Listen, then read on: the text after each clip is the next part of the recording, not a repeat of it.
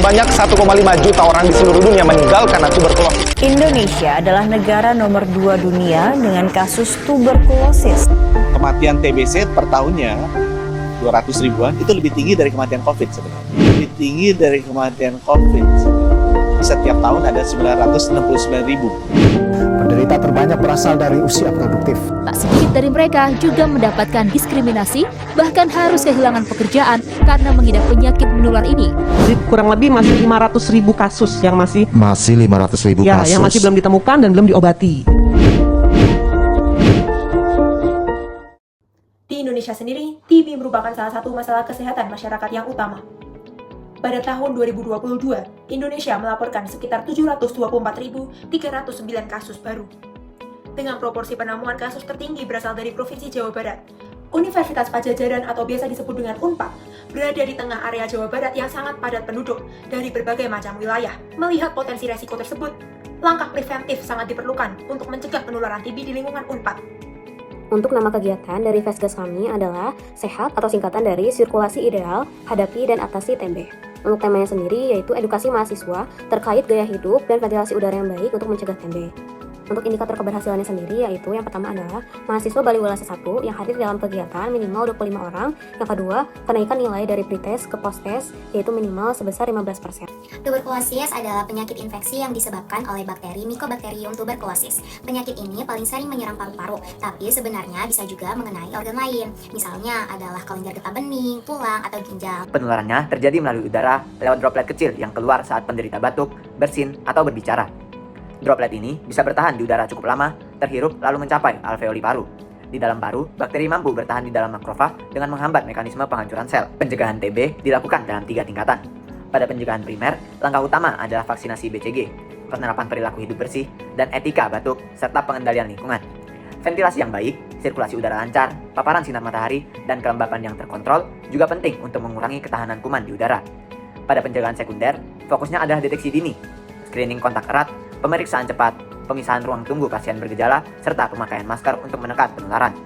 Sedangkan pencegahan tersier meliputi pengobatan tuntas dengan strategi DOTS, pemberian terapi pencegahan pada infeksi laten untuk kelompok beresiko, dan dukungan komunitas agar pasien patuh berobat. Target sasaran, mahasiswa yang tinggal di asrama. Mahasiswa penghuni asrama diharapkan mendapatkan edukasi mengenai gejala TB, menjalani gaya hidup yang bersih dan sehat, serta memahami pentingnya sirkulasi udara dan pencahayaan dalam ruangan. Pengelola dan pengurus asrama. Pengelola asrama diharapkan dapat melakukan pemantauan, pengawasan, dan menyusun peraturan mengenai kebersihan area asrama, ventilasi, dan larangan merokok di area asrama, serta memberi dukungan kepada mahasiswa dalam upaya pencegahan TB.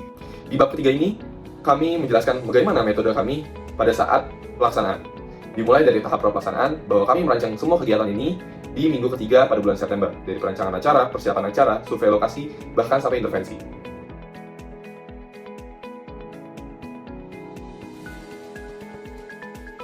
Selanjutnya adalah bagian form penilaian. Form penilaian ini kami gunakan untuk bisa menilai setiap ruangan dari penghuni.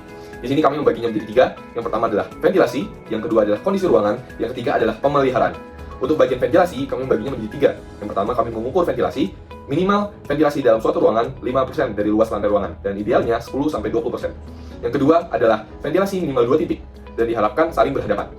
Yang ketiga adalah jenis ventilasi, apakah jenis ventilasi tersebut alami atau mekanis. Yang kedua adalah kondisi ruangan. Di sini kondisi ruangan, kami membaginya menjadi 3. Yang pertama, apakah ruangan tersebut bebas dari polutan? Yang kedua, apakah kadar karbon dioksida lebih dari 1000 ppm? Yang ketiga, apakah kelembapan tersebut ideal, yaitu 40% sampai 60%? Dan yang terakhir adalah pemeliharaan. Di pemeliharaan, kami mengukur dan bertanya apakah ventilasi tersebut dibersihkan secara berkala. Tahap pelaksanaan dibagi menjadi 2 kegiatan utama, yaitu survei dan intervensi. Pada kegiatan survei, kami memulai dengan membagikan formulir kepada penghuni Balai Wilasa 1. Selanjutnya, dilakukan kunjungan ke kamar-kamar secara purposive sampling dengan kriteria kamar yang seragam untuk mengukur ventilasi yang terdapat di dalam ruangan. Data hasil pengukuran ventilasi tersebut kemudian diakumulasikan dan dianalisis untuk menyesuaikan dengan penilaian yang telah ditetapkan. Pada kegiatan intervensi, kami memberikan edukasi secara umum kepada penghuni Balai Wilasa 1 mengenai penyakit tuberkulosis, termasuk cara pencegahannya dan pentingnya menjaga kualitas ventilasi ruangan.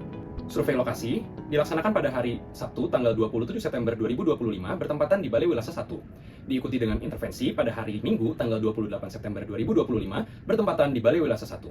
Survei menggunakan purposive sampling dengan menargetkan kamar yang paling berpotensi tidak menguntungkan untuk ventilasi alami, yaitu kamar di tengah masa bangunan.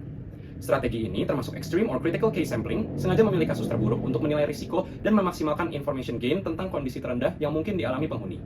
Pendekatan purposive sampling seperti ini lazim dan sahih dalam studi lingkungan atau arsitektur dan kesehatan masyarakat. Variabel instrumen dan standar acuan yang digunakan. Luas bukaan efektif seperti jendela, lubang angin, dan pintu yang dapat dibuka. Jumlah titik, dan apakah memungkinkan cross ventilation, dan kelembapan relatif dari hygrometer portable. Setiap bukaan diukur lebar kali tinggi area yang bisa benar-benar dibuka, bukan sekedar ukuran kusen. Pengukuran hygrometer menggunakan mekanisme self-report terverifikasi oleh foto.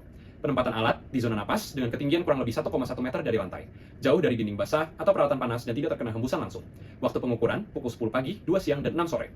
Prosedur pelaporan, penghuni memotret layar hygrometer, menampilkan waktu dan nilai, lalu unggah via Google Form.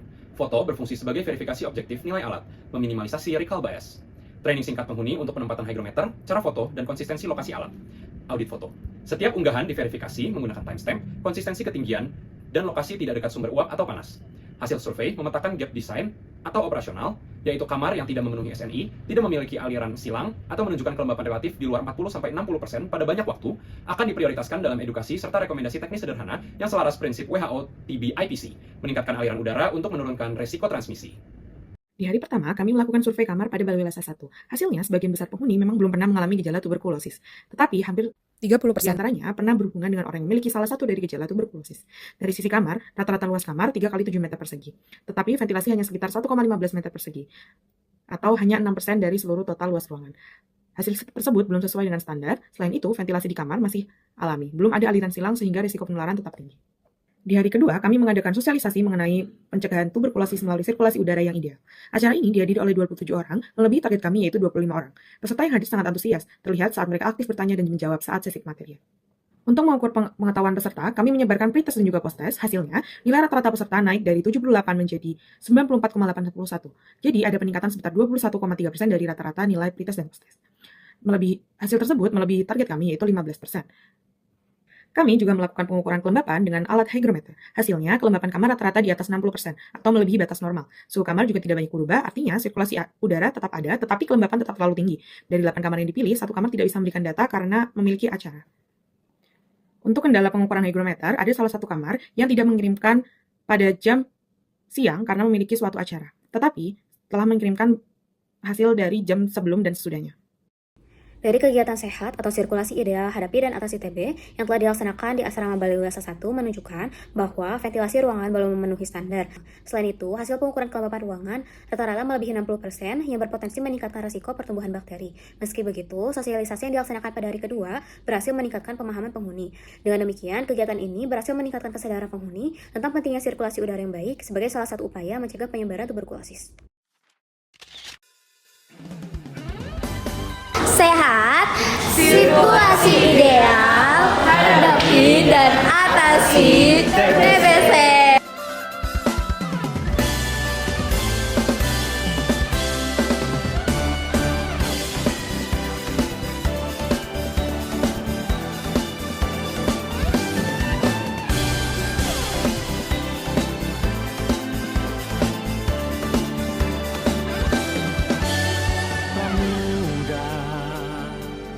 Jajaran muda, langkah tegap menyongsong dunia, ilmu digenggam terang menyala.